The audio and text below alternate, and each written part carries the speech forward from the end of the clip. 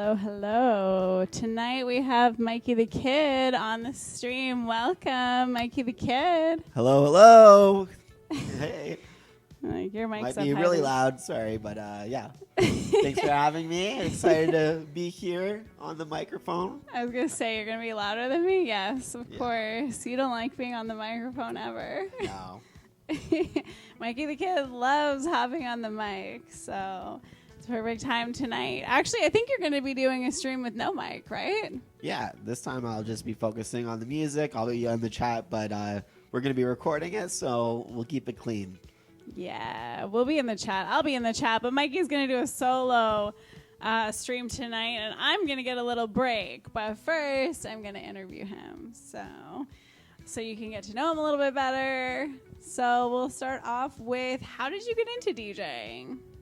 Yeah, so I got into DJing, I guess, through doing photography and videography for Bunk in the Trunk. So right out of college, we were just interviewing artists that would come through London, and we'd go to festivals and just for our blogs or just promoting new music and stuff that we liked that was underground. And so I was 2011, and then to like 2013, and then in 2015 I started DJing.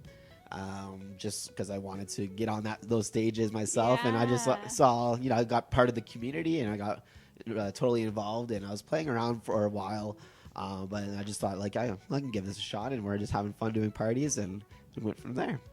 Yeah, so 10 years of DJing. So when you're with Bunk in the Trunk, which was the blog, and that was you and a couple of your friends? Yeah, so that was me, Stevie, Kazumi, Stephen Hughes, Kevin Raposo, Jake Piper, Aaron Paderak. Shout outs to the boys. Yeah, the Bunk crew. So yeah, we started that out just to save the money and just use our skills to kind of build more of a portfolio and get into the scene. I think that's great. So you had interviewed some of my favorite DJs, including Seven Lions, when you were, which is really cool. Who else did you DJ, or did you DJ? Who else did you interview when you were with Bunk in the Trunk? Like I've got to be part of, our team interviewed, Chainsmokers as they were blowing up right after they released Selfie.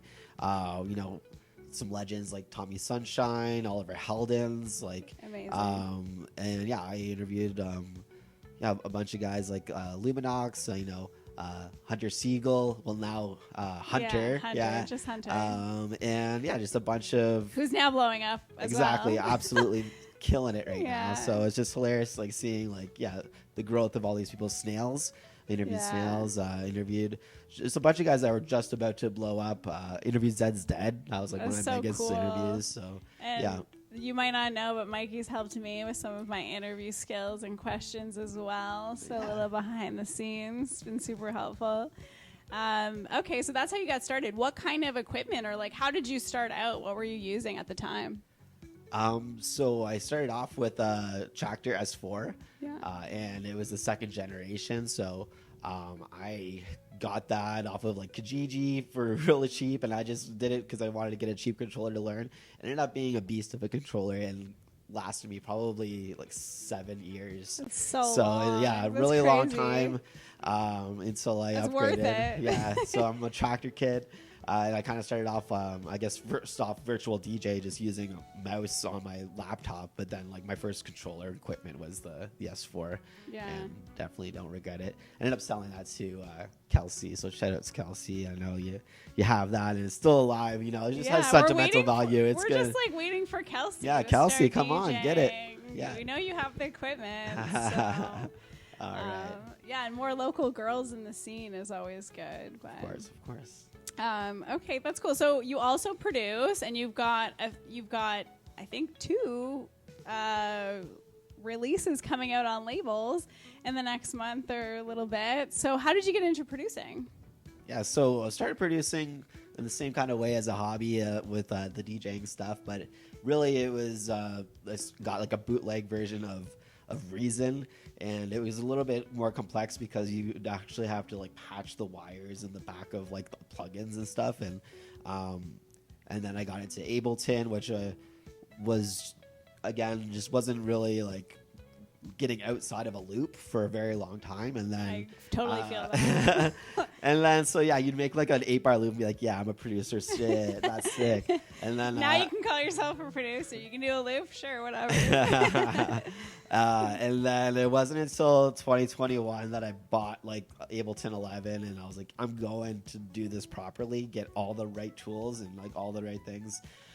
Again, that was after I lost a computer as well too, so I had to like start fresh, and that was 2021. I would say for the past 4 years I've been doing it pretty steadily and consistently to allow myself to learn enough to actually complete tracks and get them signed on labels. So very exciting year for me. Which is so cool, but also a good reminder to like back up your shit, back that your computer, because and as soon as like it's been good for me, because as soon as we've talked about that, I was like, oh my god, I need to back up my stuff. I back it up like every week now. Before the live stream, I'm like, everything's backed up, we're good. Yes, pro tip.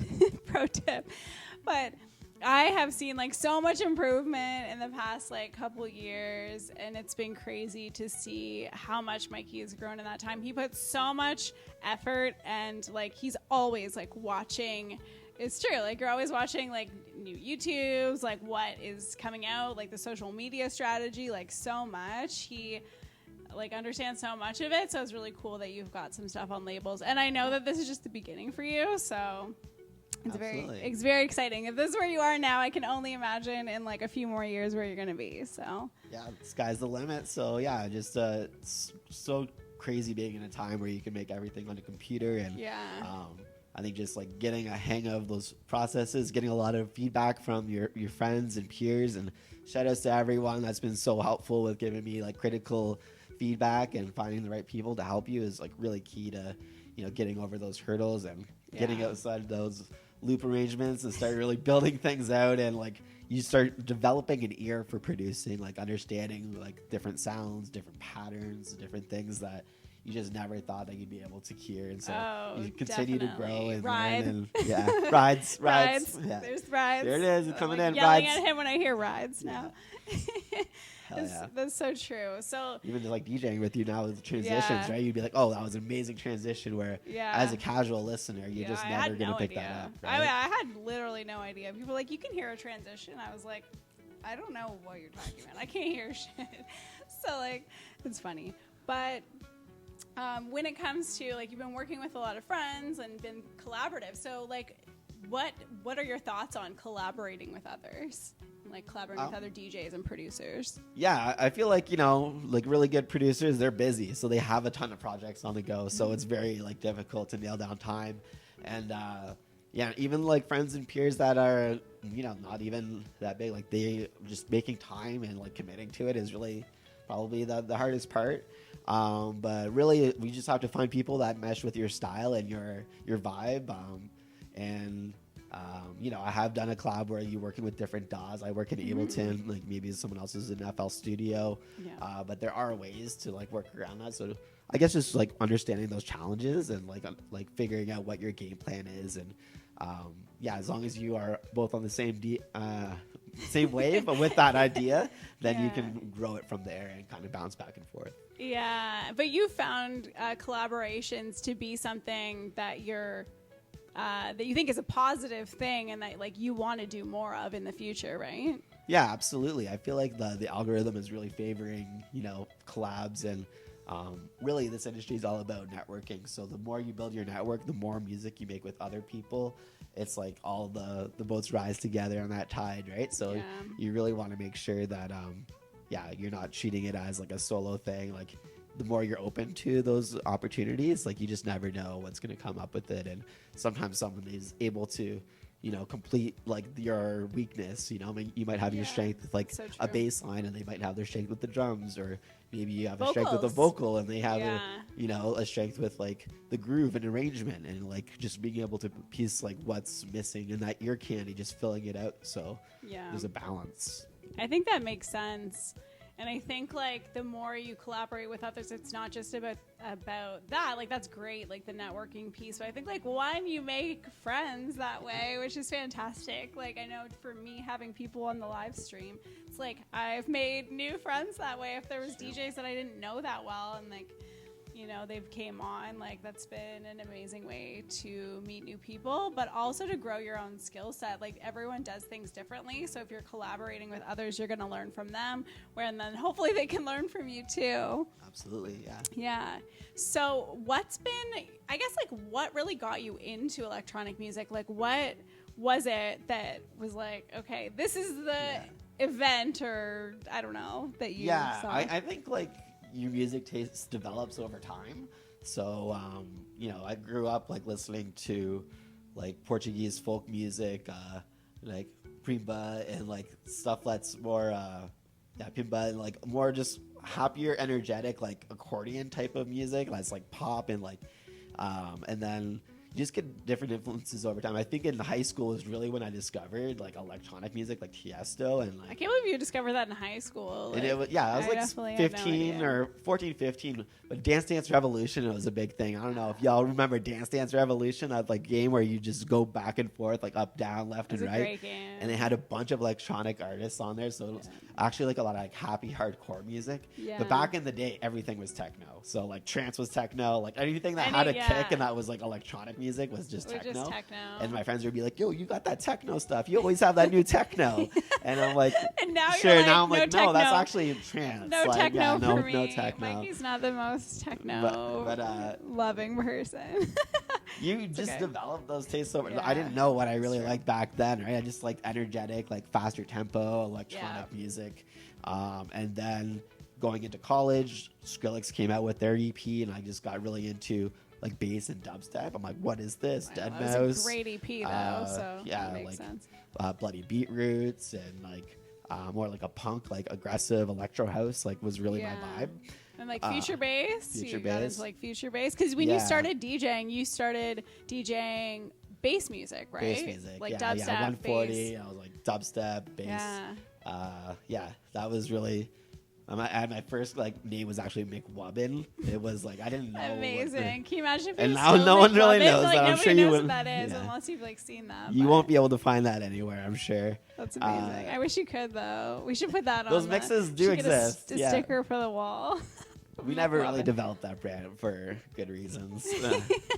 And as I actually got booked for like real gigs, that was at the time just making like mixtapes. I wasn't actually like doing any shows or anything. And then I started doing like house parties and like events and growing. And that's when I got my controller. Like, okay, and then started developing after college, Mikey the Kid. And for the past 10 years, it's been that, 2015-ish. Yeah. And then, so what was your first event as like Mikey the Kid, and what was your biggest event as Mikey the Kid? Yeah, the first was Grinning Gator. So this small little dive bar that used to exist in London on the corner. Oh, this is not around anymore. Okay, of Richmond and York. And yeah, it was really like. A small little stage setup and a couple of monitor speakers, like two drunk old guys at the bar, and just like my friends just like going crazy, and they're like, "Can you play some Beatles?" And I'm like, "No, I'm playing dubstep." Like, get in this. I'm like, dubstep is like an insane. They're like, I'm like, I don't got Beatles on this playlist. I'm just like doing my first show. Only Skrillex. Yeah, shout out to Jeff Ferrer though. He put me on that show, and it was a really good experience just to be able to DJ at his bar, bring out some friends, and that's where kind of like the first show went from there, and then started getting some like steak and doughs, and started doing like some weddings, started doing some like house parties, and then the competitions for NEC. So open decks, I won like an open decks, and that was my first like foot in the door with NEC Productions, which. Yeah, shout outs to the family, everyone out there. NEC. Yeah, they've been some big supporters, big pivotal like piece in my for both of us, for sure. DJ opportunities and career. Yeah. I think speaking of that, there's an NEC Open Decks coming up. So if anybody watching or that's seeing this after the fact is interested and is in the London area, definitely check that out and shoot your shot. Absolutely, it's the best way to get started and. Just like prove yourself when you have nothing else out there, and definitely recommend that for all you new young DJs. That's a great start. Or old DJs. They don't have to be young. You can be old, an old lady as well. Yeah, age is just a number. Exactly, young at heart. Yeah. Speaking of NEC though, that's the way I got my biggest show as well too, which is probably Block Party in 2019. Okay. Yeah, playing the Gnome. And, I remember that. I was there. Yeah, I was with there Deadmau5 for that headlining, set of his. Yeah, and just a lot of great feedback. I know a lot of people discovered me at that show, so that's basically what it's about, is people that are just going to be like gravitated to your music and become like long-term fans because of your vibe. And I was really able to establish myself there, and that was a big catalyst and getting me more gigs. Yeah, that's exciting. So looking to the future, kind of like, what are you anticipating for the Mikey the Kid brand, or whether you have a new brand or whatever? What are you thinking? Where do you want to go with your music? Well, now I feel like I'm in a new wave with producing and like getting some stuff released. So I can't say and confirm that I will be rebranding, but anything is possible, and it's a great way to start fresh. So I am expanding in different genres as well too. So making some bass music and working with hip hop artists as well. Some trap. He's making some trap, making and I love it. Bringing it's it back. So good. It's like my favorite song. Sorry, but it's my favorite. He hasn't even played it yet. I haven't played it. This is a super top secret, but you're hearing it first time on Play Productions. I got some. Are you gonna play it tonight? Probably not. Probably not. It's just not the vibe of the UKG that I'm going to be playing tonight. I just want to be consistent with it. Yeah. Maybe at the very end. Yeah. You'll hear it. Yeah. No, you will for sure. Because honestly, if he doesn't play it, I'm going to play it at some point. So it's fine. Don't worry. I got it. The vocals really turned out amazing, and really excited to see where that track goes. I'm shopping around for it, so top secret. No, for sure. It's exciting, though. And it's a collab with someone I've played with before, so that's very cool. That doesn't give anything away. That's true. That really narrows it down with the 30 or 40 people that you play with. Yeah. So. That's funny. So speaking of what's like the scene and everything, like the community, like what's your favorite part about being involved in like in this community, in this scene? Yeah, I think it's just like you said, the community is everything, and the networking. I feel like going to shows and seeing like that crowd is like going to church. It's like you see the same people like once a week, like religiously at these shows. It's a religious experience. It's a religious experience. We need to go and give our energy to the bass gods or whatever. Like we're just going to I like rock out and and just like vibe and just dance together. Like we don't even really need to talk a lot, but like you're just giving big hugs to these people you see on a regular basis because they're there for the same reason that you are, and it's just for the good music and the good vibes, and that's what it's all about. I mean, just the more you can bring people in and keep that going, and we are in a time where I feel like there was you have those like people that are always going to like shows, and there is like some trends of like bars closing down because there's not enough people going out there, and the younger kids aren't really aware of what's going on. So this is for everyone. If you're just getting into music, or if you're young and you need to go to some shows in London, go support local, go get out there, because live music is totally different. It's a way different experience, and the lights, the lasers, the sound, the whole experience, the energy of everyone jumping up and down is just really special. So that's what my favorite part about it. There's such a great there's such a great energy, but there's such a great experience in going to see local shows, because there's so many good local DJs. There's a reason why they end up blowing up later, because they're so good. So it's nice to experience that. In terms of shows and stuff, so I recently played Sarnia last weekend with Alexa and Mick, and it was the first electronic show I think that Sarnia's really had in a while. And the event organizers did such a good job of all the little things you can think of. Their merch was on point, their lighting was on point, the sound system, everything was great, and most importantly, the vibes. So it's so nice to see people expanding into communities that don't even necessarily have that kind of thing, and seeing electronic music expand and the communities expand. Because where else can you go and just hug these people you've literally just met, and everyone's so happy. I love that. Everyone knows that I love hugs. So will I hug strangers? Absolutely, every time I go out. So I think that's amazing. Here's I know. I want a hug.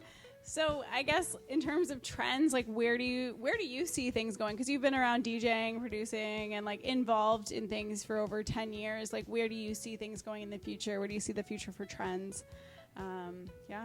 Or I think a trend right now is a lot of people are into like the daytime coffee shop, sober partying.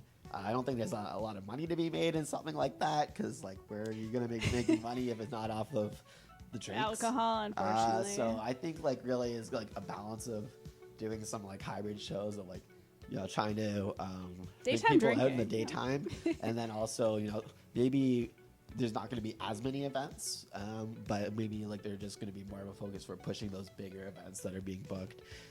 So that's probably where I see it, and it all comes and goes like waves. Like I imagine like Big Room will probably be back at some point. Yeah, trance is back. Electro House is going to be back. Like right now, everything has its wave, and you just never know when the right sound is going to come out. So just kind of keep up with it. If I could predict the future, I'd be making that shit right now, and I'd be rich. So I have no idea, but yeah, it's got to keep an eye on the pulse of what's going on. Well, UKG and drum and bass for sure are moving up there, and that's, but all right. I think we've already learned so much, but is there anything that we haven't talked about that you want to talk about or want our listeners to know? Yeah, so, big thing I want to plug is this record right here, Fusion Groove Recordings. The song is called Get Up. Woo. I will be playing it tonight. I've been playing it for a while now. It's just probably the best thing I've made to actually send out to labels. So it's a banger. Because it's my first release, it means a lot to me. And I'd really appreciate it if anyone could support that, pre-save it. Link is in the chat, right? Out. Is the link in the chat? What's in the link in the chat I'll put the link in the chat.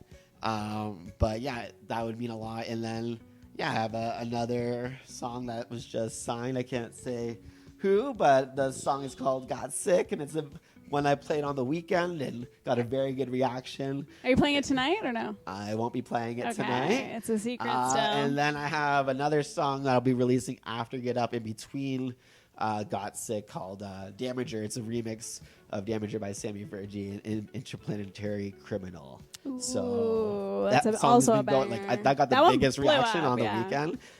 So I'm just going to put it out there on my SoundCloud. And I'll be self-releasing that one to kind of keep the momentum going. So you'll hear that tonight. And and Get Up. So really excited to play some of my new stuff and show you the new vibe that I've been on with the garage, the UKG, and break beats and that sort of thing. It's going to be a great set. I've heard a lot of this music before, and it's amazing. It's definitely going to make you dance. So we will be back very shortly, and Mikey will be playing a solo set. I will be in the chat.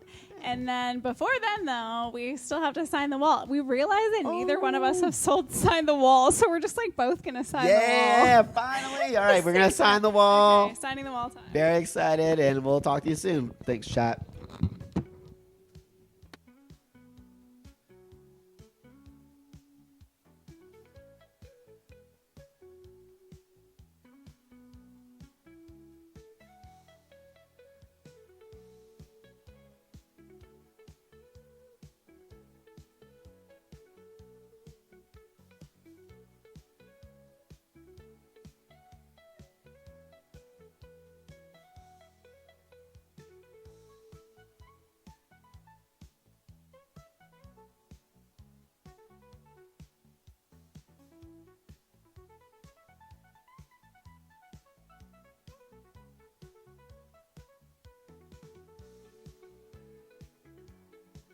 I thought you could still hear him, but we were just talking.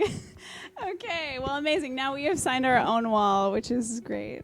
Not the best signature, I have to admit, but I didn't practice, and it's there now forever, so that's the best thing about it. I guess that's the wall now. Yeah. All right, welcome good. to the team. I did the live stream. Let's go. Hell yeah. Okay, well, we'll be back in just a few minutes, and Mikey will see you very soon, and I will see you next week. If I don't, maybe I'll walk on the stream. Who knows? But